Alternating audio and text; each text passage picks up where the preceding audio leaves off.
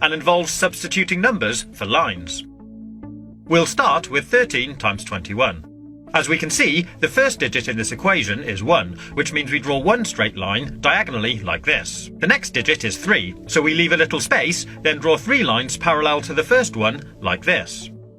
After the multiplication sign, the first number we have is 2, so we draw 2 lines next to each other from here to here. And the final digit is 1, so we draw 1 line from here to here. That's the first part complete, and it should look something like this. Once we've drawn it out, we need to separate it into 3 separate zones where the lines cross, like this. Then starting from the right-hand zone, we need to count how many times any of the lines cross. In this case 3. We write that here and move on to the next zone. So again, we count how many times the lines cross, 1, 2, 3, 4, 5, 6, 7, and write it at the top. Then move on to the last zone and do exactly the same again. 1, 2. 2, 7, 3. And that gives us our answer. 13 times 21 is 273. Pretty cool, huh? So here's another quick example. 32 times 12. The first digit of the first number is 3, so we draw 3 lines here. The next number is 2, so draw 2 lines here.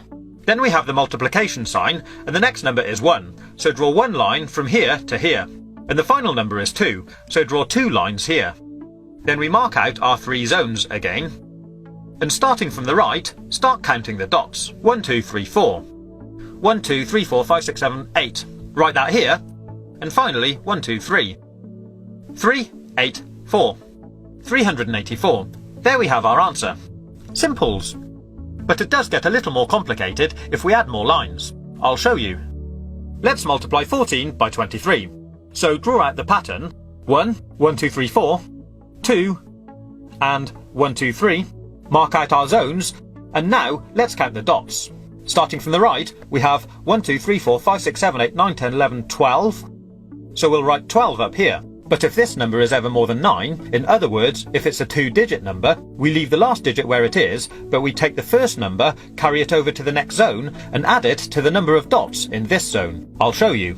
So we have 1, 2, 3, 4, 5, 6, 7, 8, 9, 10, 11 dots, or line crosses, in this zone. We add that to the 1 we carried over from the last zone, and that gives us 12. So now we have to do exactly the same again. Leave the last digit where it is, carry the first digit over to the next zone, and add it to the number of dots in this zone.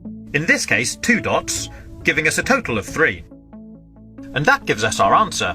3, 2, 2. 14 multiplied by 23 is 322. We'll now go one step further and look at multiplying even larger numbers. So the first number we have now is a 3-digit number. Start by drawing out the lines for the first digit, leave a space, then do the lines for the second digit, then leave another space and do the lines for the last digit. Next we have a multiplication symbol, then we draw out the lines for the next number. Once we've drawn out the pattern, we'll mark out the zones. This time, as you can see, there'll actually be 4 zones. Then starting from the right again, we'll count out the dots.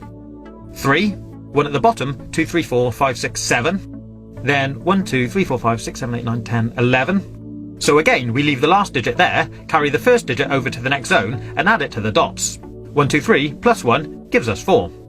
4, 1, 7, 3. So our answer, 321 times 13, is 4,173.